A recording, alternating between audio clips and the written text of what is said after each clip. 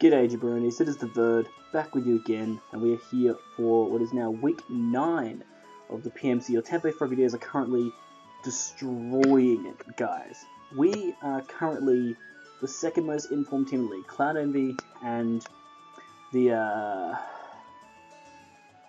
completely forgotten his team name. It is literally just full on escaped me, but Cloud Envy, his team is 8-1 now after winning, so they've only lost one game for the entire season. Obviously, we weren't able to beat them when we had a chance, but they're in the complete other conference. In our conference, we are the most informed team. We have currently 6 wins, 2 losses, and a plus 19 differential, which is kind of crazy. It's kind of crazy, and basically this week was a kind of important one. Sharpino was taking on Lucky, and I really wanted Sharp to win. Not because I don't think Lucky's a bad battler by all means. I love competition, but what it would have meant is that if Sharp won that game and I won this game, there was no way I wouldn't be secured of topping the conference and being on that bye round with Cloud.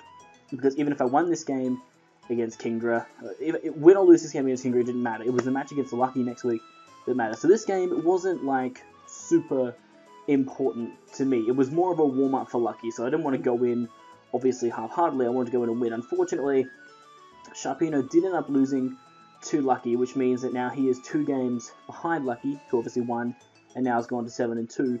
And that basically meant that even if I lost my next 2 games, there was no way Sharp could catch up to me, because his differential now is like -3, and my differential is 19, so even if I lost 6-0 here, I lost my next game 6-0, and he won 6-0 in his last game, I would still be 1 differential point above him. So there is now theoretically no way that we do not make the playoffs, which is great. And I basically just wanted to get as much momentum as I could going into the match against Lucky. And in order to do that, we had to beat Kingdra. Now you can see Kingdra's squad right there that he brought. I was very, very surprised. I fully expected to see 2 things that definitely weren't there. One was Zygarde. Now Zygarde I would have put there probably over Deblade, just because I feel Zygarde just like ripped through my team. My counters were a Gramble and a Spiritomb, which aren't the best counters, especially depending on the set. But the Spiritomb was going to be a decent enough check, because if it was D-Dance, I had the Foul Play to come up with, and the Willow, and if he was Sub or something like Coil, I had the Willow there. Gramble wouldn't be able to do too much to it, but he didn't bring that, so yes, awesome. The big thing he didn't bring was Mega Venusaur. I specifically made my Kyurem a bulkier Life Orb set to take on the Venusaur if I needed to, because I didn't really have a decent switch in to Mega Venusaur, but for some reason he chose not to bring it. So I'm basically going to break down what I brought, and then break down what he's brought, and kind of explain how this battle went. So I'm going to just start off by saying that in this battle, guys, there I don't want to give anything away, so I'm going to give everything away. Let's just go with the team. So basically, starting off, I have Choice Specs Jolteon. Now I've got Thunderbolt, Volt Switch, Hidden Power Ice, and Toxic. Now the main reason for Toxic on this Jolteon was, on the off chance I had Jolteon in, say, against Vaporeon. And the electric move is very obvious, so he might go out to Donphan, or he may choose to stay in and go for a Wish. And by going for a Toxic there, I either force the Vaporeon into a Heal Bell, or I catch the Donphan on the switch in, and its Sturdy is forever broken, so even without hazards on the field, I can work around it very easily. It was just a filler move at the end. I probably could have chucked on Shadow Ball for the Deblade, but honestly, I figured since I had a Spiritomb that Deblade wouldn't be something that he'd bring, but lo and behold, he brought it. So yeah, there's that. Next up, I have a physically defensive Spiritomb, as I said, rocking lefties, I believe, on the Spiritomb. Yeah, I wasn't going to run a Rocky Helmet. I felt that, you know, I wouldn't be able to get rid of hazards in this matchup, so yeah. I basically ran physical defensive with Will-O-Wisp, Foul Play, Pain Split, and my last move was actually Destiny Bond, because Spiritomb actually has base 35 speed, and Aromatisse, one thing on his team, had base 29 speed. So my plan at one point, if I didn't have an Aromatisse switch in, was to still have Spiritomb in, go for say like a Willow on or something, and then if I was low on health, to go for the Destiny Bond to take the Aromatisse down with me. But as you see, Aromatisse didn't come, so it didn't have to come for that, which was pretty sweet. Next up, we have a Scarfed Mew. I believe my moveset was Psyshock, Flamethrower, I think Energy Ball was on there, and I think Ice Beam was the last move. It was just basically more of a cleaner kind of Mew. So that's the thing I've been doing with Mew lately is looking at it more as a late game cleaner, because at the end of the day, I know that the bulk of my team can wear down teams a lot. And if I'm focusing more on like the life orb destructive power of Kieran Black, it means that Mew can come in as a bit more of a safe little cleaner for my team, but I also want to look at Mew being the team buster as well. So it's a bit of like a 50-50 when it comes to that of how I'm going to use Mew. But for this week, it was a Choice Scarf cleaner. Ferrothorn, going into this game, I was very confident about bringing Ferrothorn plus Spiritomb. Main reason was because his only way of removing hazards was the Hitmonlee and the Donphan, which are both rapid spinners. I could easily block with the Spiritomb, so I decided to bring Spikes, Stealth Rock, Leech Seed, and Gyro Ball on this specially defensive Ferrothorn, holding an Occa Berry for that Mega Venusaur. That way I could actually set up more layers if I needed to. But the main thing as well was it was a very safe switch into Vaporeon every single time. I knew I was safe going against that thing, so that was just beautiful. Like I said, I'm a bulkier Life Orb Kyurem with Ice Beam, Iron Head, and Fusion Bolt, and Roost as the last move.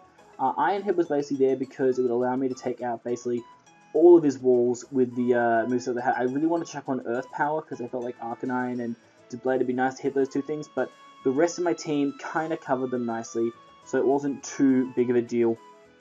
And then lastly, we have a physically defensive, well, not really physically defensive, it's like mixed bulk Alomomola, more specially defensive than physically defensive because I do have a very, very defensive Spiritomb, but it's rocking Mirror Coat, Scald, Knockoff, and Wish this time. It's not an Assault Vest set, it's a Lefty set. And the Wish, as you'll see, comes in very, very clutch. And what I just want to show you guys, basically this battle is just showing off how underrated I feel my core is. Because obviously I don't have the huge, big defensive walls that a lot of teams have, but you're about to see just how good Spiritomb, Ferrothorn, and Alomomola can be at working together to break a team down. So let's jump in and enjoy. So when it came to leads, I felt pretty good with Jolteon. It matched up really well against, I was expecting a Tornadus T lead, but he actually leads with Arcanine. I was a little bit worried about Scarf Arcanine because Scarf Flare Blitz destroys my life. So I kind of wanted to play this one smart. I decided to go back into Alomomola, as I know Alomomola can pretty much take on anything he wants to do. It is pretty safe at this point. He goes for Overheat, and this does a lot of damage, like a lot. So I'm pretty much immediately thinking, okay, this is definitely a Specs Arcanine, possibly Modest. I don't know, Overheat's a very strong move, so I don't want to make any assumptions, but I knew, okay, he's definitely Specs, which means he's looking to Overheat. He's not going to stay in. I can go for a free knockoff here, predicting him to go into Vaporeon.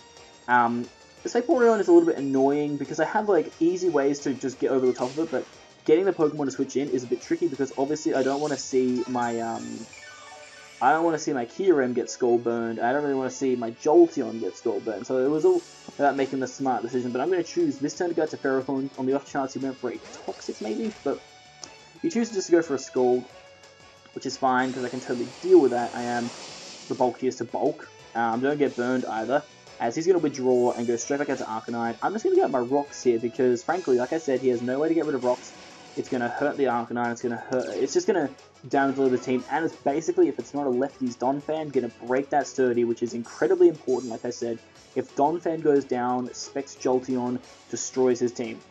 Now, I'm going to switch out again here, going into a Alomomola, as I am at full health, pretty much, so I'm not really fearing this Arcanine. As he is going to go Hidden Power, I was like, okay, it's either Hidden Power Electric or Hidden Power Grass, because it's super effective, but as I see it does that much, I'm like, okay, he knows I can just go for a Scald here, but he knows he can take one. And he doesn't care about knockoff because two of these would kill it. So I bait him to go for another Hidden Power Grass. And I'm saying, okay, if it's not a crit, we're good. And it wasn't a crit, we live, and because I have so much HP, this Mirror Coat is going to go smack, bang, KOs the Arcanine. So down goes the Arcanine. First kill of the match goes to Marie. She has 5 kills in 3 games, guys. She has been a phenomenal pickup for the Tampa Bay Frogadiers. Vaporeon's going to come back in, and I'm like, well, this isn't really a big deal. I was really tempted to go for a Wish here, but I was like, there's no point, because I can just get healing back now. He's probably just going to go for Scald again. I can just go into my Ferrothorn. Rural Rider's Reign. There's no real big issue here. Ferrothorn's coming in against this Vaporeon every single time. And dealing with it. I don't get burned there, as he's going to go for Wish, and I think this is a turn where I make a misplay. I can't remember. No, it's not. I go for Spikes this turn. One of these turns, I accidentally clicked Stealth Rock. I didn't mean to. It's just me being stupid. It was completely accidental. I believe it's actually this turn that it happens that I make the really, really dumb play. I didn't mean to. I'll go for Leech here. Okay, I'm smart. For now, I'm smart, guys. So I go for Leech here because I figured, okay, the way it's going against this Vaporeon, obviously he's going to try and stall me out here. If I can just go for the Leech Seeds, I can kind of wear it down a little bit more. Plus, I can get all my hazards up and all that jazz. Like, at this point, I was pretty adamant that getting these hazard stacks was important because things like Hitmonlee, Donphan, Doublade, they're all going to get worked over while I'm doing this. Is he's going to go out to his Donphan here, which is fine because Donphan's about to take, you know, Spikes and Stealth Rocks, so that's pretty good. Definitely breaking his Sturdy, which is great, and that's where I accidentally go for the second Stealth Rock. That should have been a second Spike, and I was very, very annoyed at myself for making such a silly play, but as you'll see in the course of the battle, it really doesn't matter. So here, I have a very safe switch into Donphan in my Spiritomb. It is physically defensive. I do not want to allow him to spin at all in this battle, so I'm going to go out to my Spiritomb here, as he is just going to go for his own Stealth Rocks. And I was like, okay, I see you. That basically told me there's not Assault Vest, which definitely told me that if I can catch that Donphan with my Jolteon, I can easily OHKO it with the Specs HP Ice. So that was something I had to keep in the back of my mind, back of my little cranium. Keep that in mind. He goes into Vaporeon, which I fully expected this to happen. Like, you know, Vaporeon is his best defensive counter to a lot of my teams, so I'm just going to play it safe here. Go straight for the Willow, no reason not to. I can get a nice, clean, chunky burn off, and as you can see, Vaporeon is chilling at almost half health after the burn. So things are looking pretty good right now for us. One Pokemon down. I'm going to try and keep on piling on the pressure. So one play that I decided to make here, go back into Ferrothorn. I'm like, okay, Ferrothorn's getting a little bit weakened though. I'm not super big fan of Ferrothorn being a bit weakened because kind of need it to beat his team. But I thought, okay, if I can get up another layer of Spikes, then what I could be able to do is do some cheeky little plays with Lemon plus Ferrothorn, and we could kind of make this work. I can see an opening starting to come up with this team. The way that he's playing is very direct. Nothing fancy is really happening here, and so I know I can make some really classy plays to break him. Now, the other thing that was happening, you don't see in this battle, is Kingdra takes so long to make decisions. Like, he was taking maximum amount of time for every single one of his turns. Like, we are currently 15 turns in, and about by this time, I reckon 20 to 25 minutes had gone in the battle. So as you can see, I'm going to make a play going into my Alomomola here, as he does go for the Scald, and does catch us with a burn here. Now, I was like, doing the calcs in my head, like, oh god, is this going to be okay, is this going to be okay? And it was going to be okay. Not even a Scald crit plus the burn could kill me, so my strategy was going to work. My basic strategy was here, baiting the Vaporeon to stay in, because, like, why wouldn't you Vaporeon? You have matchup and everything. I'm going to go for the Wish with a Alomomola. And what this is going to be able to do is basically ensure that my Ferrothorn gets almost back to completely full health, so I can wall this Vaporeon a little bit longer and get up all my hazards in the long run. And as you're going to see, it's probably the best play I make in the entire battle, and it matters a hell of a lot to the ending of this battle, as he's going to withdraw and go into, I believe, his Tornadus? Yeah. Goes into his Taunty here, as I'm going to double into my Ferrothorn, and I'm like, okay, this is fine. Like, Taunty's in. This is kind of the situation that I wanted. What I kind of had to do here, guys, essentially was choose a sack for my team. It wasn't obviously ideal, but it was kind of what I had to do, because I didn't want to sack Ferrothorn. It was a decent check to Vaporeon the whole time. So my best sack was, unfortunately, Maurice. So, she's currently 5-2 when it comes to overall right now, but she has been such a good pickup for us. And she put in work again, healing that, the miss doesn't matter because he's going to hit the next Hurricane, but the healing of my Ferrothorn was one of the main factors to me winning this game. And also, she was able to knock off the Vaporeon's item, which is another huge factor in winning this game. It limits Vaporeon's healing ability. So, Maurice is going to go down. I was fine with that because now we can go straight into Shockmaster, and this was the situation I knew. Choice Specs Hidden Power Ice destroys this Tornadus, and that means that he's going to get scared out. He's going to make that very, very obvious play into Donphan. Like I said, like, all respect to Kingdra, but he made some very, very obvious plays in this battle, and I was like, cool, this is fine. HP Ice from here, there is no way. Only like a full speed F Donphan would live this. And he turned out to be a physically defensive Donphan.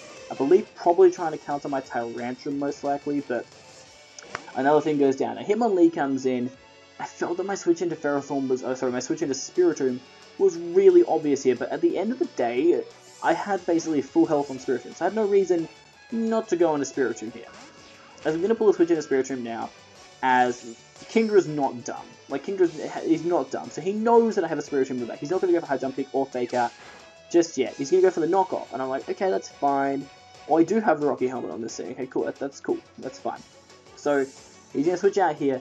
Now, Hitmonlee is very, very weakened, which is very good to keep in mind. He's going to go out to his Vaporeon, and this is where I'm like, okay, I'm going to take control of this game now. I'm going to fire up a Willer here. I was really tempted to Pain Split. It might have been a really good play in the long run, because it would have really weakened this Vaporeon and healed up my Spiritomb, but as you'll see later on, it really doesn't matter.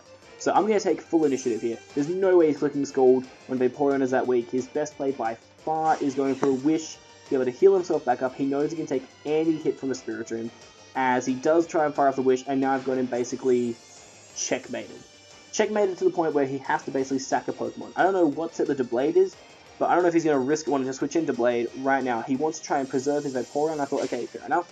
Get your Vaporeon healthy, then send in your Blade. And that's when I was going to probably have some issues. Like, if I went into Blade and it was a bulky Eevee set, things could have been a little bit tricky for the Birdman. But fortunately, he decided to stay in and sack off the Vaporeon, and I was like, sweet. Second kill for Shockmaster. Shockmaster currently now with 3 kills in 2 matches played. So I was stoked with my new signings. Mega Pidgeot, unfortunately, hasn't had a chance to show itself. And people have asked me, like, why haven't I brought Mega Pidgeot? You have to understand, it's very hard in these matchups sometimes to bring Mega Pidgeot, especially when I'm trying to focus more on the defensive cores and other things that specifically want to use items and not the Mega Pokemon. But don't worry, I definitely will be bringing Mega Pidgeot soon, hopefully. Anyway, he's going to go for the Normal Gem Fake Out on my Jolteon, and I was like, that's a really interesting play. Knowing I could go into Spiritomb, I wasn't sure about that, but it pays off immensely here as I read. I expected him actually just to go for like a Mark Punch, so I was going to sack off my Ferrothorn. He then predicts me to go into Spiritomb and goes for another knockoff. I choose to just stay in because I'm like, you know what, Ferrothorn's done his job. I could have gone for a layer of spikes there because, you know, I could have, but I chose not to. It turned out to be a really smart decision just to go for the Gyro. Obviously, because he has Unburden, he is super duper quick, so that's a max power Gyro Ball. So even though I'm burned, I can take out the Hitmonlee from there. That was pretty much his biggest threat out of the way. This Tornadus was a little bit scary because, as it turns out, I don't know why, like, he brought Choice Scarf Tornadus, and he explains it in his video that it's meant to catch me off guard for bringing a Scarf Kyurem, which I kind of get. I kind of get that, but at the same time, you're really limiting the moves that your Thundurus can take. Because sure, you can fire up a Hurricane against things, but then like all it takes is like one errant knockoff or stuff. I just find that the Soul Vest is a better item. But anyway, he's going to get the Hurricane. Fortunately, that doesn't confuse. If that had confused, we might have lost this game. So we are the 70% apparently. As we're going to be able to just Volt Switch. I decided to Volt Switch there because all that was left was Tornadus and the Deblade. And that was also Jolteon's 3rd kill. So 4 kills in 2 games. So my new signings have been killing it. Basically, the reason I chose the Volt Switch there was on the off chance he doubled into his Deblade, so I could just put on like mountains upon mountains of pressure on his team. But as you're going to see, he goes into Deblade, and I'm like, okay, this is probably game over. All I gotta do is hit a Willow. Thankfully, I do. I was really worried he was going to go for SD and then try and kill me with Shadow Sneak or something, but it turns out I'm faster, as he just decides to Toxic, and I'm like, cool, okay, that's a play you can make. I was like a little bit scared, but then like with Toxic, I was like, cool, this is fine, I can totally deal with this Deblade set. It was really scary. I mean, Deblade, Zygarde, and Venusaur were kind of scary going into this match, but turns out none of them really were that scary. As you're going to see, a Burn Shadow Claw does nothing. Pardon me, sorry, this hiccup. Does literally nothing to my Spiritomb. As you see, my defensive core of Spiritomb, Alomomola, and Spiritomb, Alomomola, Ferrothorn has put in work. Gramble is the other member of that defensive core. Those 4 have carried my team through this season. Like, they are the most unlikely defensive core, but they have brought us to now a 7-2 record with a plus 23 differential. We have the highest differential of anybody in the league. We don't get those close wins, guys. We crush opponents. But anyway, the scary thing is, though, in order, well, I mean, okay, no matter what, we make playoffs, and basically the way the playoff picture looks for your Tampa Bay Frogadiers is that we have our final match of the season against Dallas Minetrix, who are one of the 2 teams that have beaten us. It doesn't matter how they beat us, guys. They did beat us. That was the thing at the end of the day. So we have a match against Dallas Minetrix next. The winner of that match will get a bye, and will play the winner of the loser of that match. And the division winner of, I think it's the Aqua division, the one that's next to ours, which is like J-Specs and Misty, are both playing each other in the last round, where basically the winner of that match is going to be going through. So, best case scenario for us, guys, is we beat Lucky next week, and then it becomes what's looking like being Lucky versus J-Specs or Lucky versus Misty. And then the winner of that matchup will take on me again, and the winner of that match will play in the final of the PMC. So basically, at this point, guys, like I said, we have secured playoffs. Even if we lose against Lucky in our next round, it won't matter, because then we have a chance to not only beat J-Specs or Misty, and then we get to move on and battle Lucky again, and hopefully maybe third time's a charm to beat him, or maybe our second match will prove more fruitful, we'll be able to pick up the victory, and then that means that Lucky's going to have to work hard to get back up to the chance of facing us for that chance to get into the finals. But right now, guys, I'm honestly, when it comes to the match I've got coming up against Lucky, I will take it pretty seriously, because I feel that winning that match is very, very important, but also at the same time, I'm not going to be, it's not going to be as serious as, say, my matches against J-Specs, Infrareddy, and maybe even Dr. V. Like, those matches were important because that took me from being 2-2 to 5-2. Like, those matches were very, very important for the Tampa Bay Frogadiers. This match is pretty much just, like, I'm going to say a scouting match. In the first match, we saw, like, what each other could do, and now what it's going to come down to is, you know, how much we've learned, what we can do from here. And it's more really, I think, just a scouting match because we know there's a good chance we will face each other again in the conference playoff match to get into the final. And that's the really important thing. So this match coming up will be interesting. I'm hoping we can get the W because it'll be nice to have a week off to just see what he's going to do and all that jazz. But right now, guys, the main thing is that the Tampa Bay Frogadiers are 7-2 with a plus 23 differential. We are the second best team in the entire league as it stands right now. If we win next week, we finish with an 8-2 record, which honestly for a season that it's been, I will take that. We've only had 2 narrow losses, 2 that probably could be reversed because the only 2 times I've lost has been against Lucky and against Cloud. So I can get my redemption against both of them in the playoffs. If I beat Lucky to get into the grand final, then I might be facing Cloud in the final, and I can get my redemption against both of those guys right at the end of the season and go on and take the gold. That's the hope, but obviously we've got to see if we can do it. And in order for you guys to see if we can do it, you're going to have to keep on subscribing to my channel. That would be lovely. Also, keep on liking these videos. I really do appreciate the support that you guys bring out for these videos. And if you could be a champion, go check out Kingdras' channel. He has more subs than me. He has very good content, so definitely go check him out. And last but not least, comment below. The big questions I want to ask is who do you think my MVP was today? I think it was honestly either Jolteon or Ferrothorn. Also want to know if you feel that we would have a good job again. If you feel that we have a good chance of beating Lucky in our next round match, which will basically decide who makes it to the playoff bye or not and clinches the division.